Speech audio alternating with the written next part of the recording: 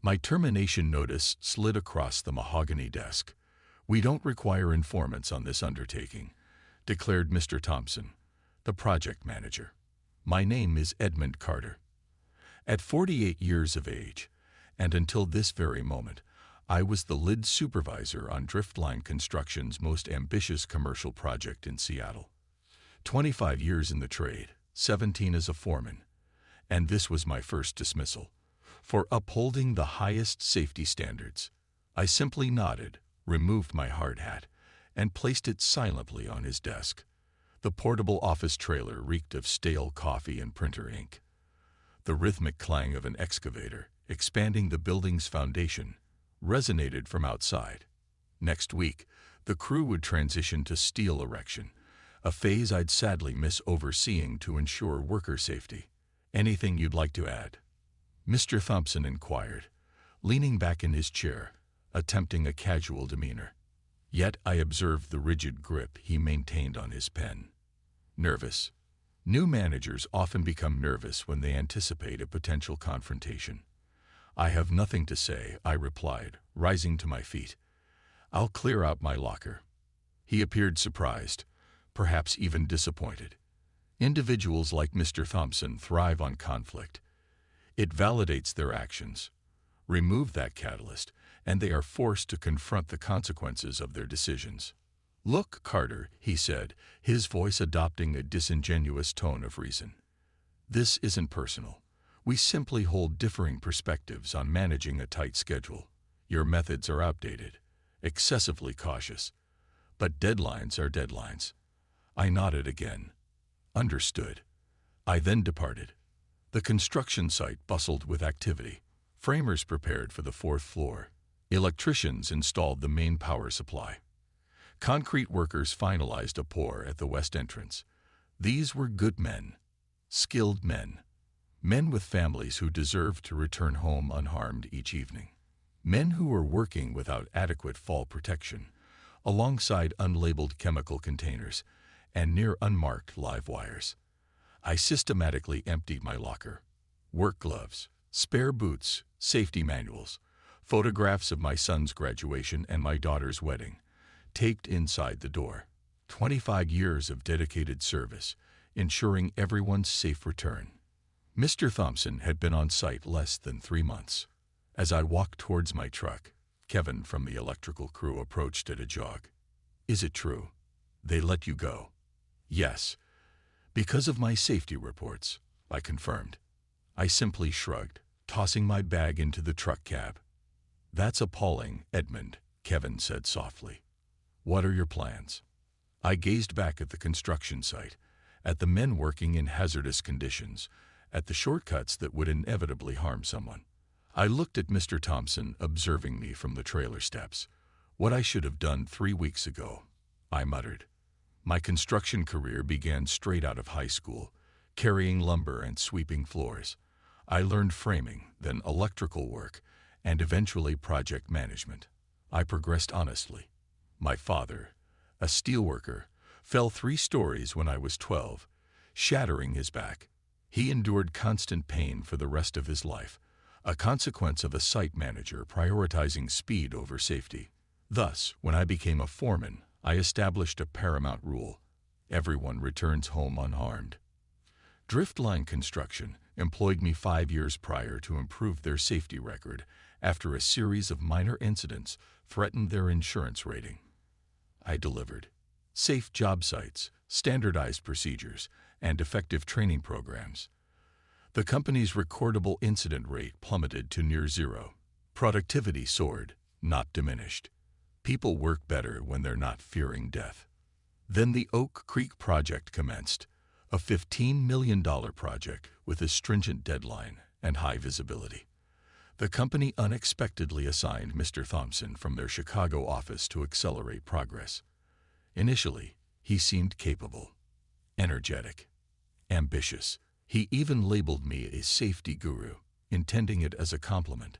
However, by the second week, his true nature surfaced. "Edmund, do we truly need to inspect every harness daily? Weekly is sufficient, right? This containment setup is excessive. Just instruct the men to be cautious with the chemicals. Can we commence electrical work before the lockout procedure? We're falling behind. Each time, I meticulously explained the regulations, the rationale, and the risks.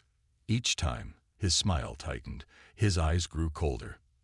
Then, during a morning briefing, I overheard him instruct my crew to complete the task however necessary. Simply meet the deadline. I lingered afterward, closing the trailer door. You cannot direct them to disregard procedures, I stated calmly. I didn't, he retorted. I'm merely not micromanaging experienced men who understand their responsibilities. Those procedures keep them alive. He laughed, actually laughed. Come on, Edmund. You've been in this industry long enough to comprehend its realities. We state the correct things during client tours and corporate visits, but day to day, we do what's required to meet the schedule. Not on my site. That's the issue. His voice hardened. You believe it's your site. Following that incident, I began maintaining meticulous records, capturing photographic evidence with my phone. Missing guardrails, improper scaffolding, blocked emergency exits. I noted every conversation where he undermined safety measures, documenting the violated regulations, and saving copies of my unanswered emailed concerns. My wife, Jennifer, noticed a change in me. You've been unusually quiet lately, she observed one evening. Just work-related matters, I replied. Concerning, she pressed. I nodded.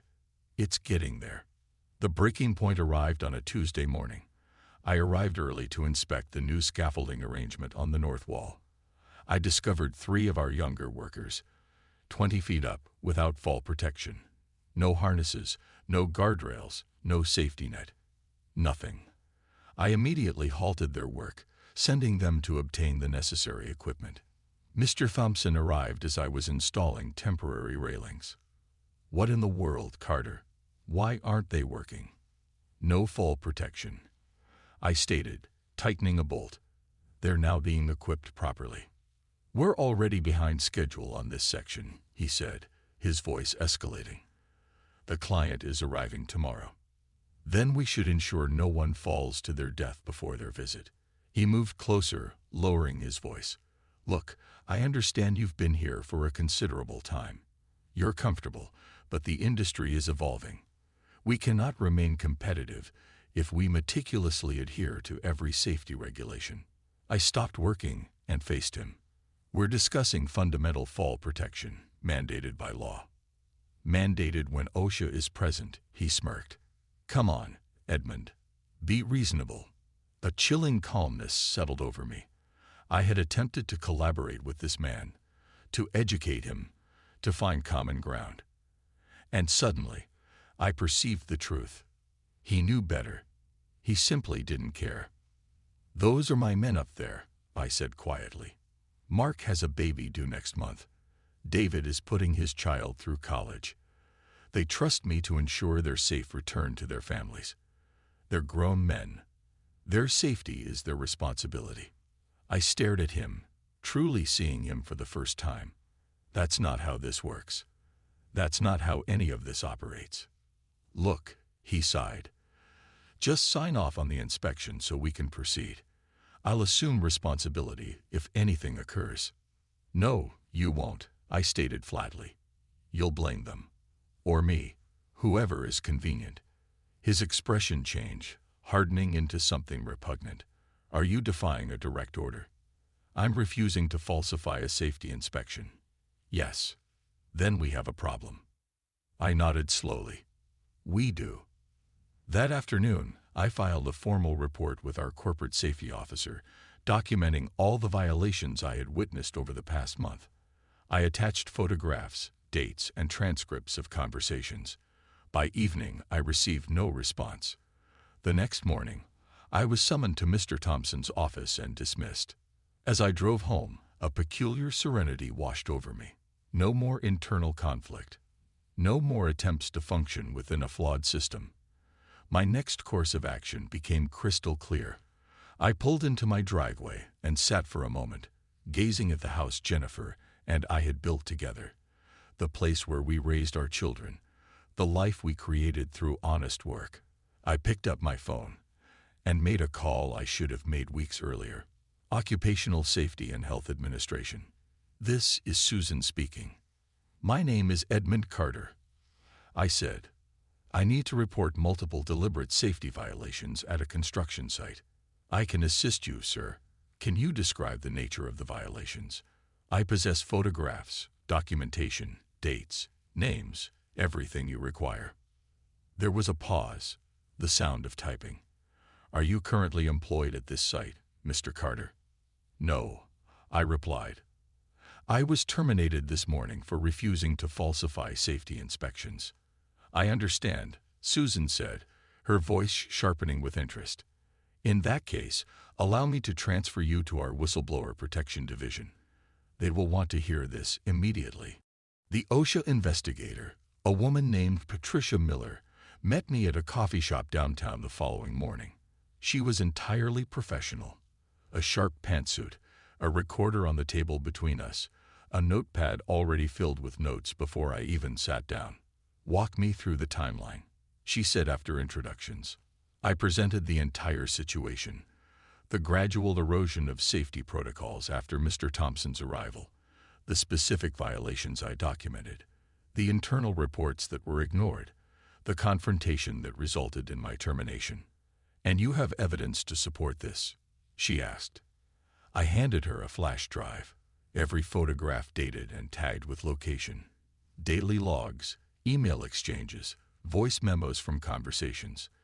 Everything was included. She placed it in her bag. This is comprehensive, Mr. Carter. I've been in construction my entire life.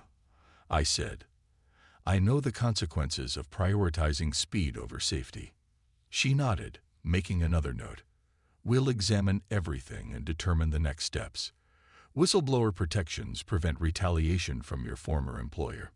She paused, noticing my expression, but they already had. They terminated me before I filed the report, I said. Different circumstances. Not necessarily. The law protects internal safety complaints as well. We should discuss a wrongful termination claim. She handed me her card. Meanwhile, we'll conduct a surprise inspection within the next few days. We may require your assistance in verifying certain details. I thanked her and went home, feeling better than I had in weeks.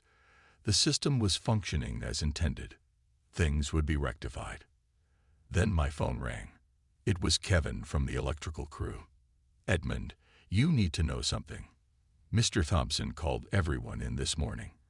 He told everyone you were terminated for falsifying timesheets, inflating hours.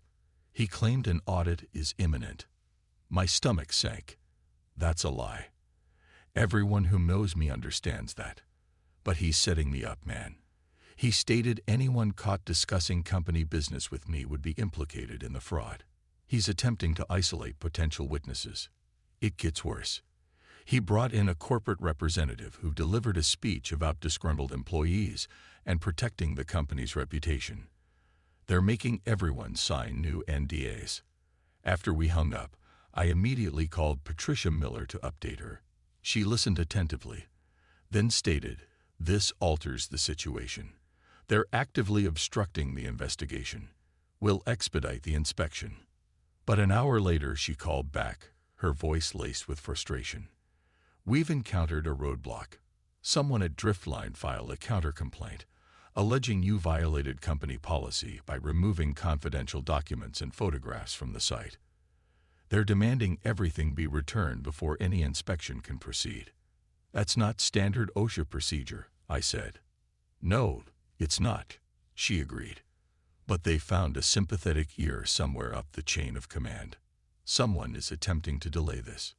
So, what happens now? We challenge it, but it will take time. They're also claiming the site has already addressed any potential safety issues, meaning we'd need to prove violations were present at the time of your complaint." I hung up and sat at my kitchen table, staring blankly. Mr. Thompson wasn't merely covering his tracks. He was constructing a case against me, portraying me as the problem. My phone buzzed with a text from an unknown number. "This is David from the site, using a friend's phone." They're removing the evidence, replacing scaffolding, adding missing guards, repainting lines, working throughout the night.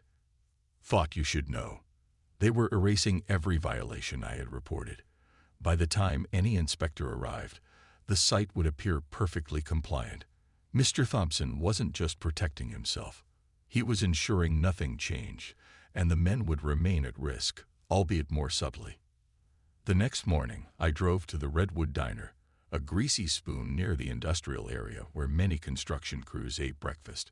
Sure enough, several members of my former team were present. Kevin, David, and Mark occupied a corner booth. They gestured for me to join them. "Should you guys be seen with me?" I asked, sliding into the booth. "It might get you into trouble." Kevin snorted. "We're off the clock, and they can't fire all of us." "They're cleaning up the place like the president is visiting," David said, leaning forward, "working around the clock to fix everything you complained about." "So they know precisely what was wrong," I said. "They just didn't care until someone might check." Mark, the youngest of the group, appeared troubled. "That's not all. I overheard Mr. Thompson on the phone yesterday. He was speaking to someone about you, saying they needed to examine his work history, find something to completely discredit him." A cold feeling settled in my stomach. They were searching for dirt. "I don't believe it's solely Mr. Thompson," Kevin said quietly. "I think this goes higher, much higher." "What do you mean?" He glanced around, then retrieved his phone, scrolled to a photograph, and showed it to me. It depicted an email on someone's computer screen. The subject line read, "Oak Creek Project, Schedule Recovery Plan." The email body was concise. "The board has approved the revised approach. Recovery protocols may be adjusted as needed to meet the November completion date. Documentation should reflect full compliance regardless of field conditions. The Oak Creek model will be implemented company-wide if successful. Bonus structure attached." The sender was Arthur Vance, Driftline's CEO. "Where did you obtain this?" I asked, my mouth dry. "Mr. Thompson left his laptop open when he was called to the site yesterday. I happened to walk by. I examined the photograph, the pieces falling into place. This wasn't merely a rogue project manager cutting corners. This was corporate policy, concealed behind a facade of compliance. They were testing it at Oak Creek before implementing it everywhere." "November is impossible," I said. "That's 3 months ahead of schedule." "That's why they brought in Mr. Thompson," David said. "He's their hatchet man, achieving impossible results by violating every rule and blaming someone else when it goes wrong," Kevin added. I returned the phone, pondering. Had he done this before? They exchanged glances. "There are rumors," Mark said finally, "about a project in Chicago last year. A man fell, was severely injured. The foreman took the blame, something about improper training. But word is the real issue was substandard equipment." "The foreman was blacklisted," Kevin added. "He couldn't find work anywhere in the state. He eventually moved south, I believe." I retrieved my own phone, noting the Chicago project. "I need to locate that foreman." "What are you going to do, Edmund?" David asked. "They're covering their tracks. By the time any inspector arrives, the place will look impeccable. And they're targeting you," Mark added. "My cousin works in HR. He said they're building a termination case that will make it seem like you were embezzling from the company for years." I looked at these men, good men who simply wanted to do their jobs and return home safely. Men jeopardized by executives who had never set foot on scaffolding in their lives. "I'm not certain yet," I said slowly. "But I know this. What they're doing isn't merely wrong. It's criminal. And now I understand it wasn't just Mr. Thompson. This is the entire company prioritizing profit over lives." As I drove home, a plan began forming in my mind. I couldn't simply expose the violations at Oak Creek. I needed to expose the entire system. And to do that, I needed more evidence, evidence they couldn't erase overnight.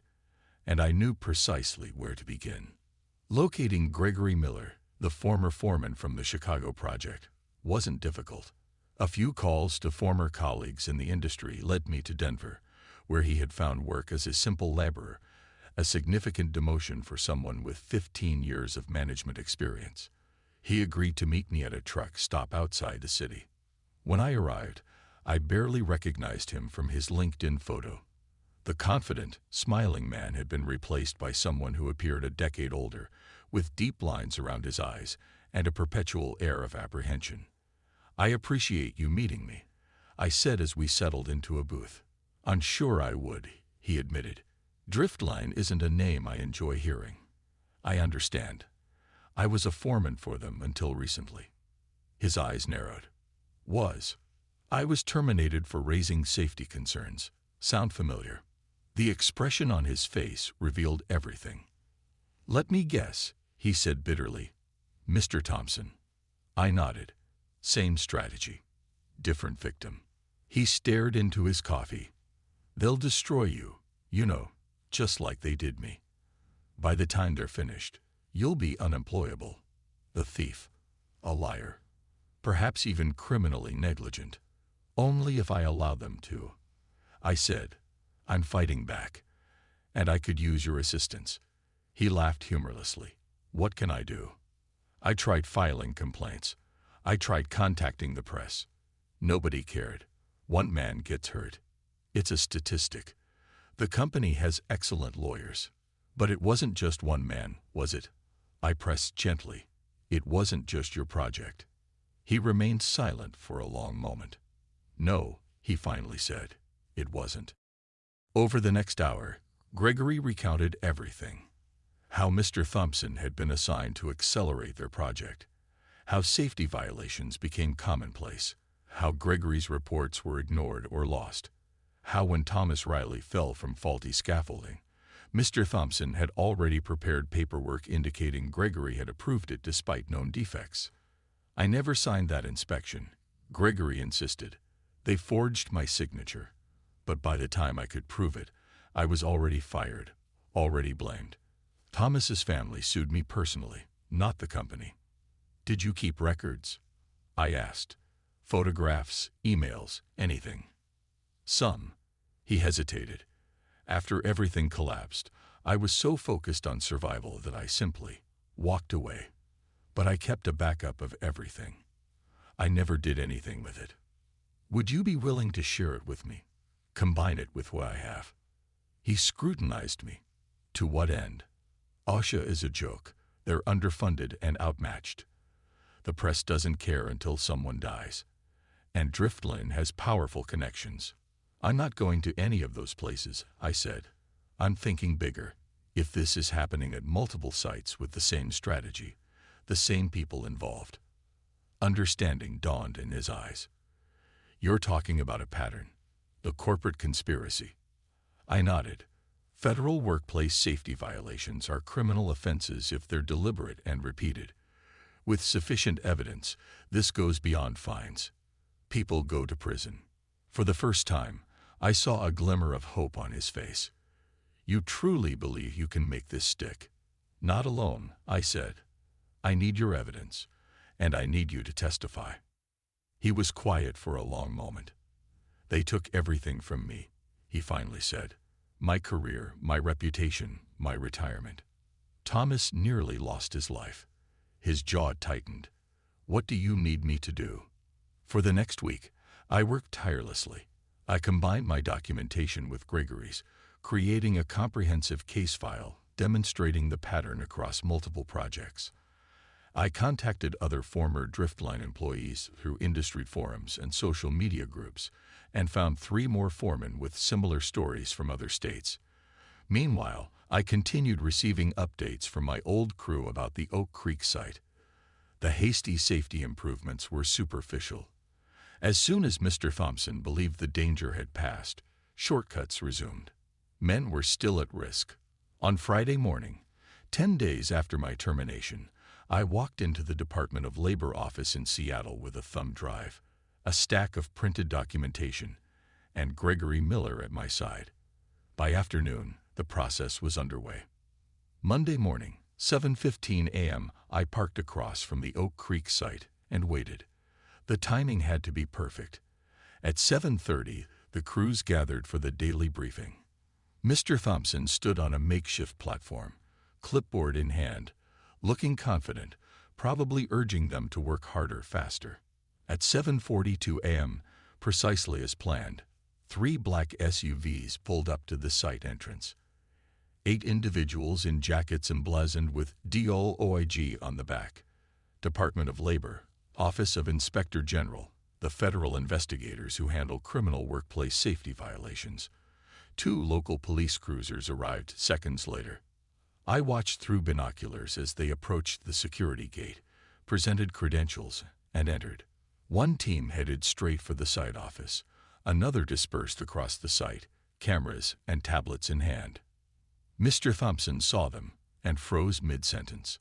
Even from a distance, I could see the color drain from his face. He quickly recovered, plastered on a smile, and stepped forward to intercept them. The lead investigator, a woman I'd spoken with several times over the past week, didn't even slow down. She handed him a document, the federal inspection warrant, and walked past him toward the office. 2 investigators detached and approached the workers, who had stopped to observe the commotion. They began taking statements on the spot, documenting everything before anyone could be coached or threatened. Through my binoculars, I saw Kevin point to the northwest scaffolding, where I knew the guardrails were still missing despite being marked as complete in the safety logs. Another investigator was photographing the electrical panel I had documented as improperly grounded. The site was shut down within 30 minutes. At 9:17 a.m., Mr. Thompson was escorted to one of the SUVs, his face ashen, not under arrest yet, but taken for formal questioning. 2 hours later, investigators led Arthur Vance himself through the site, pointing out each violation, each falsified record, each piece of evidence that precisely matched what I had provided. I didn't need to remain for what followed. The system was finally working correctly. 3 months later, I sat in a conference room at Zenith Global, reviewing safety protocols for their new mixed-use development downtown. As their newly hired safety director, I had the authority to approve or reject any construction practice across all their projects nationwide. My phone buzzed with a news alert. I allowed myself a small smile as I read the headline. Construction executives indicted on federal charges for willful safety violations. The article detailed how Driftline Construction's CEO, COO, and 3 project managers, including Mr. Thompson, faced criminal charges for conspiracy to violate workplace safety laws, falsification of records, and obstruction of justice. If convicted, they faced substantial fines and up to 5 years in federal prison. The company itself was barred from bidding on government contracts for 10 years. Gregory Miller had been completely exonerated. The settlement from his wrongful termination lawsuit would fund his retirement. More importantly, he had regained his reputation. My phone rang. David, now working as a foreman under me at Zenith. Did you see the news? He asked without preamble. Just now. They're saying the Oak Creek building might be condemned. Too many structural issues from rushed work. There was satisfaction in his voice. Karma's a beautiful thing. So is doing the job correctly the first time, I said. After we hung up, I walked to the window overlooking my new project site. Workers in proper safety gear moved confidently across a well-organized site. Every guardrail was in place, every harness inspected, every worker properly trained. No one would fall on my watch. No shortcuts would be taken. No one would prioritize profits over lives. I didn't need to see Mr. Thompson in handcuffs to know I had won. The proof was right before me. Men performing honest work, knowing they would return home safe that evening. That was all the victory I needed.